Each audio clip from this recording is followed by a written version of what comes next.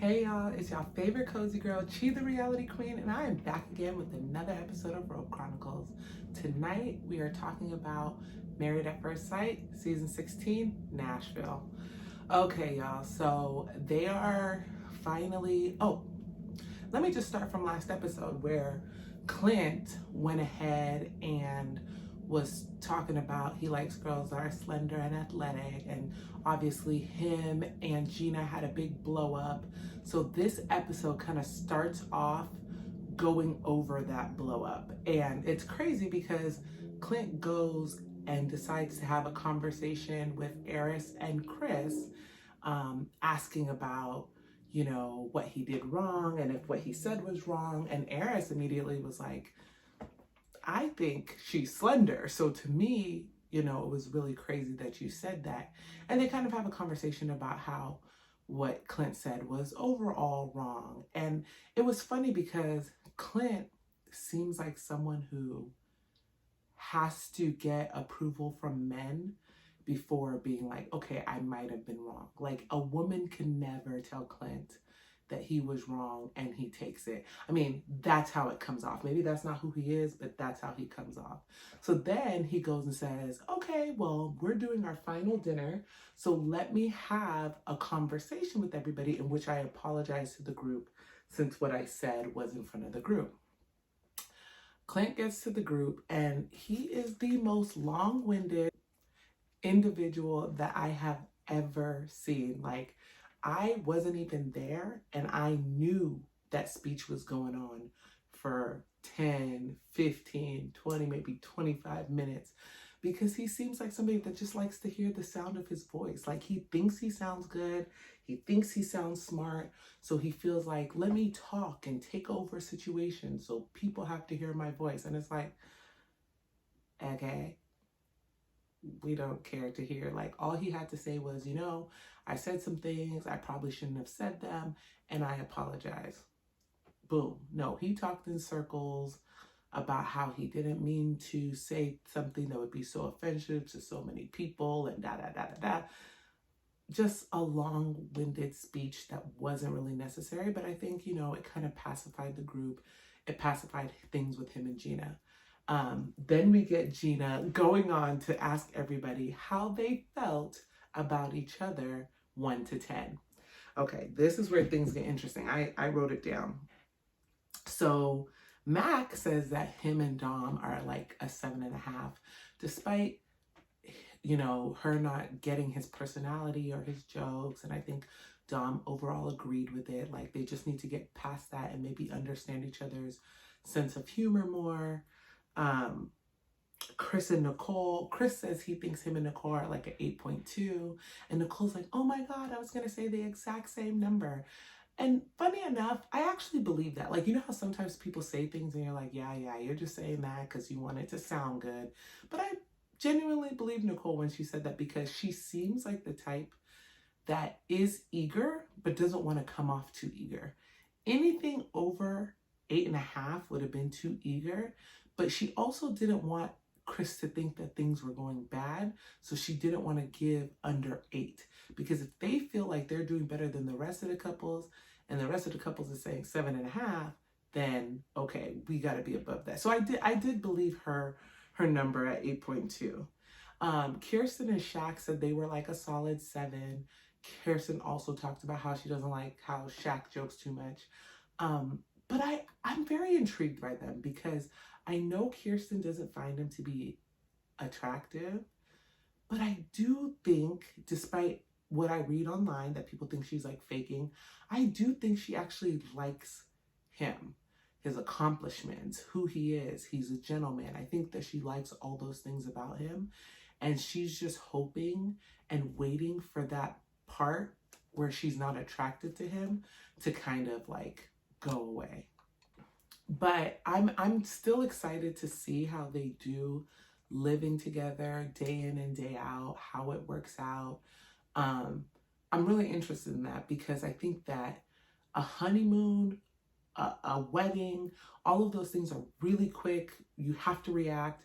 But sometimes when you kind of settle into life and kind of have to deal with the person day in and day out, not in a setting where it's like we're on vacation, but it's a setting where it's like, oh, I'm going to work today, I'm coming home, who's going to cook, who's going to clean. I do think that will play out a little differently. Gina and Clint said that Gina said she was at a 5, Clint said he was at a 5.5. And given the argument and how big of an argument they had just recently, I actually think that's really good, right? Because a girl like me, 2, I don't like this man.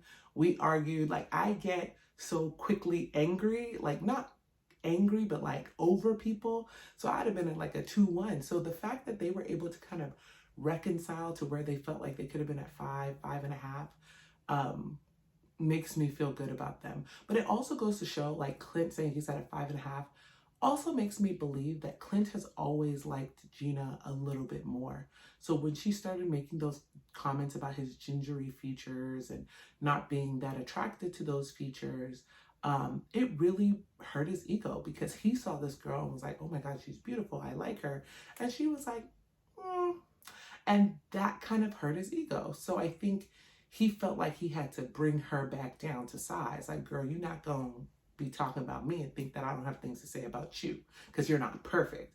But it's like, okay, you don't have to think she's perfect. But, you know, I think it was an ego thing that kind of made him say what he did. Even though he does think that she's beautiful and he likes who she is. I mean, a little boring because she talks about work a lot, but he does overall like who she is. Whew. Then we get to Eris and Jasmine. And I love how they were last, right? Because it would seem that the people who asked the question would be last, but they didn't go last. They went second to last. And then we get to Eris and Jasmine is like, oh, I think we're at like a 7.5, 8. And Eris goes, yeah, I think we're maybe like at a 7. Everybody's face at the table, Nicole was like, Chris, everybody had a face. And immediately production cuts to Dom and Mac, and Mac's like, I think some people are lying.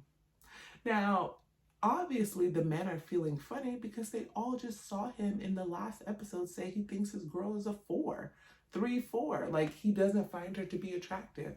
So it's kind of like, okay, now you think y'all at a 7 in your relationship? Like, nobody believes that. And I'm almost positive every man went back and told their girl. It wasn't just Shaq. Shaq's the only person we saw on camera, but I know for a fact every other man was like, can you believe he said? Because everybody was probably shocked about it.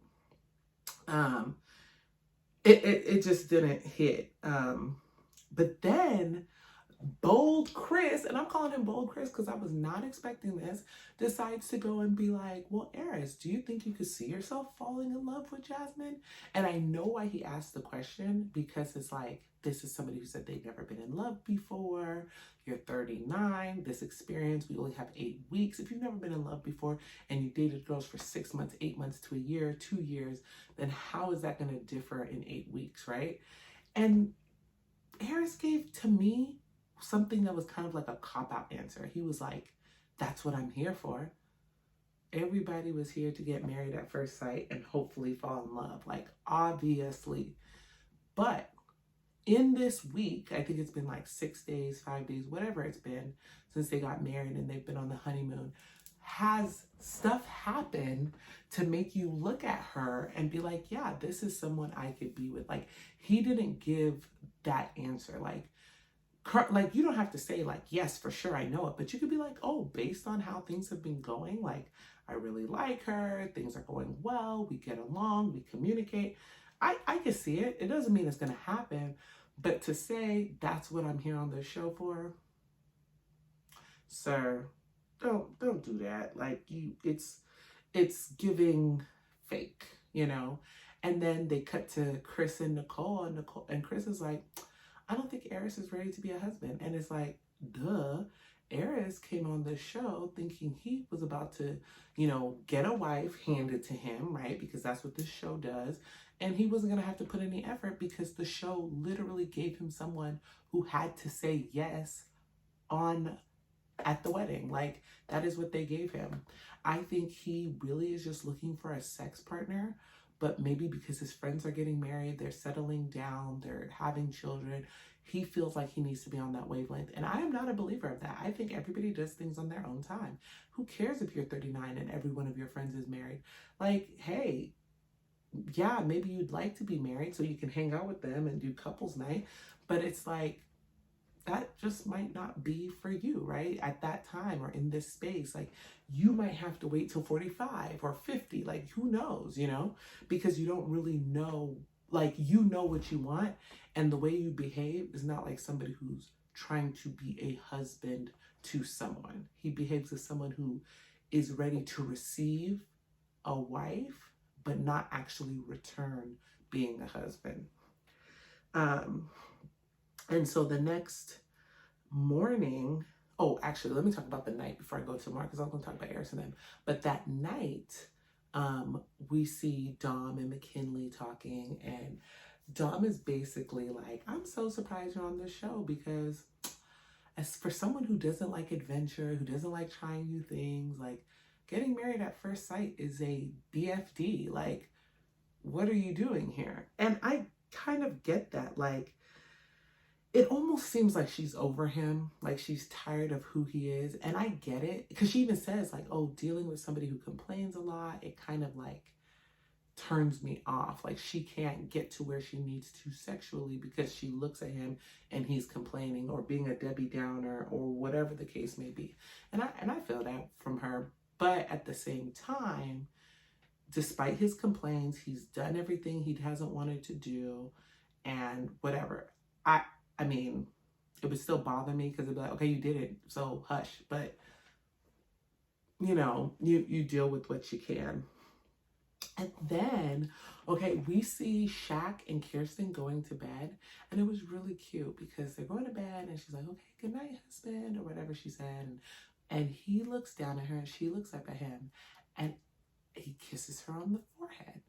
Now, I know she mentioned in the past that he should have asked to kiss her, but I think in that moment, it would have been a perfect moment for him to plant a very gentle, slight kiss on her lips. Like, you don't have to go crazy. It doesn't have to be some deep, passionate kiss.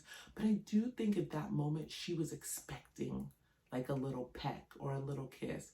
And so for him to go for the forehead, I think he missed an opportunity there. That's what I feel. I feel like, Kirsten, is a girl that I kind of understand. And I think in that moment, it's like, if he had kissed her on the lips, it would have changed maybe even the mood for the entire night. But that's just my opinion. That's what I saw. Yeah, so then they show the next morning, Eris wakes up and he's like running and like trying to get himself together or whatever. And he's like, oh, I need time by myself, time to think, which just further proves that this man is not ready for a marriage, because it's like, you have 8 weeks. 8 weeks. 1 week is already down. You're already feeling some type of way about your wife. Like, you should be trying to spend as much time with her as possible so you can get to know her as best as you can. Like, you're sitting here, because think about it. If he goes for a run, some people can run for up to an hour. Like, they just go and they come back 30 minutes one way, 30 minutes back, right? Then doing weights, then doing other stuff. He could be gone for like up to 3 hours every morning. And especially because of the way Jasmine talks about it later on, it does seem like he's gone for a long time when he's going to work out, because she's like, oh, you really do work out, like when she went to the house. But it's like, because she probably is like, oh, most people work out for an hour and a half, come back. He must be gone for like 2.5, 3.5 hours for her to be suspicious of him going to work out, which I find to be interesting. Then we see, okay, this is where it happens. We see Chris bawling his eyes out.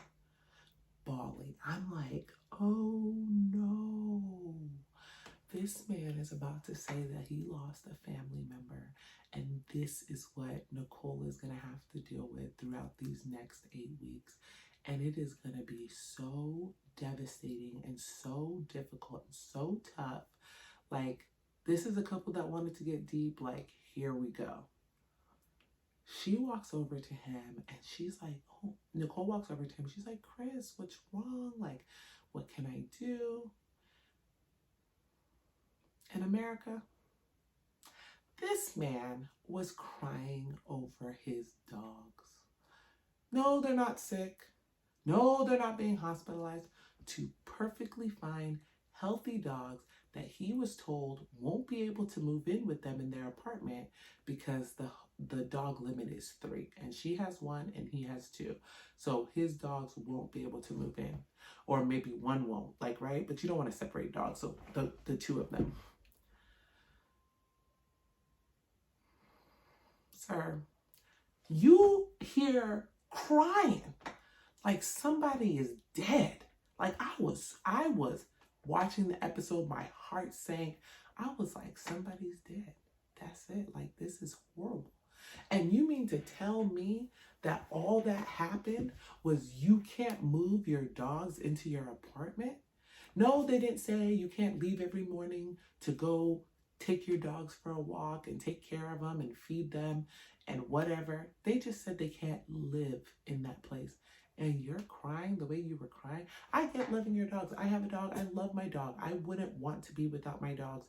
But if I said I'm going to be in this situation in which I get married at first sight and it does require me to make sacrifices over the next 8 weeks, I would find a family member that I loved and cared for and ask them if they can help. And if they couldn't help, then look for other solutions. I don't think the tears would have been my first thing. I would have been hurt, but I would have looked for a solution. But what I will say that moment showed us is that Nicole is an awesome human being because she was so caring, so kind, compassionate, so many things that I could have never been.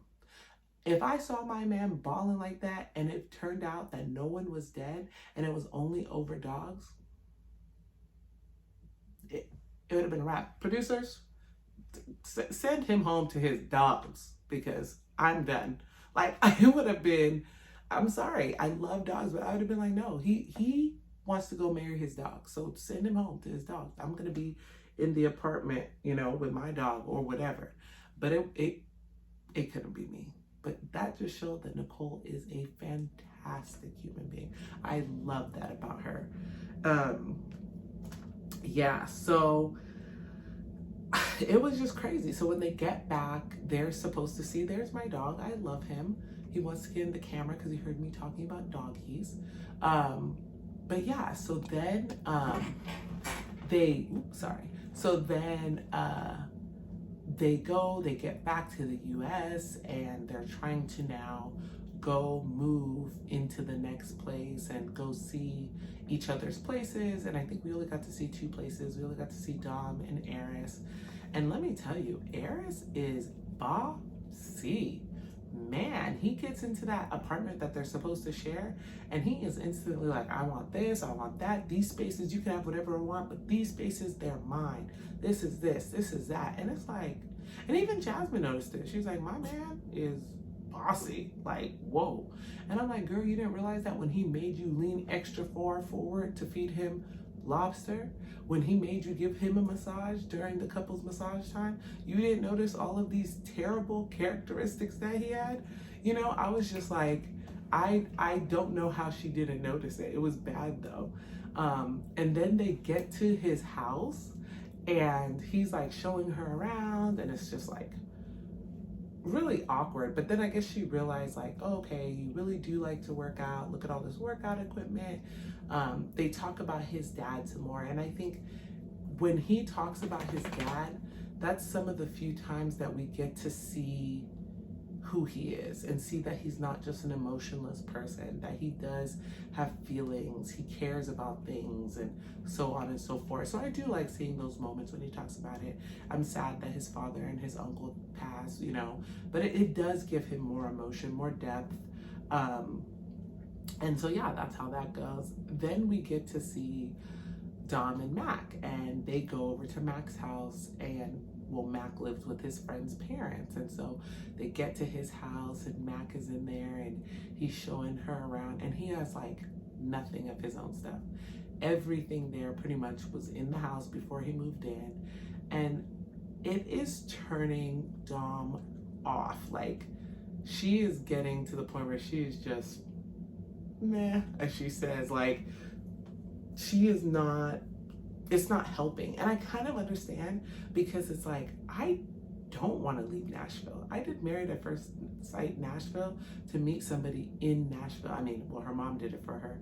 And then you pair me with somebody who has recently moved from Detroit. And get this, I thought he just recently moved from Detroit. No, he went from Detroit to California and California to Nashville. So he has moved so much that it's like, wait a minute. But that also makes me think, did they put him on standby for Married at First Sight San Diego? So he picked up and moved from Detroit to San Diego, and then he ultimately wasn't selected, and then they put him on the Nashville season, and that's why he moved, and he's just willing to go wherever? Because then that makes me think, are you really looking for marriage, or are you just here to be on TV, right? Who would they have matched him with? Would they have matched him with Lindy? Or would they, is that her name? Yeah. Or would they have matched him with whatever the other girl's name is that was with Mitch? Like, was that their initial plan and then they, you know, scrapped it? You know, it's very interesting to see, because, you know, or were they planning to match him with the other girl that was the fighter that didn't stay with the other guy?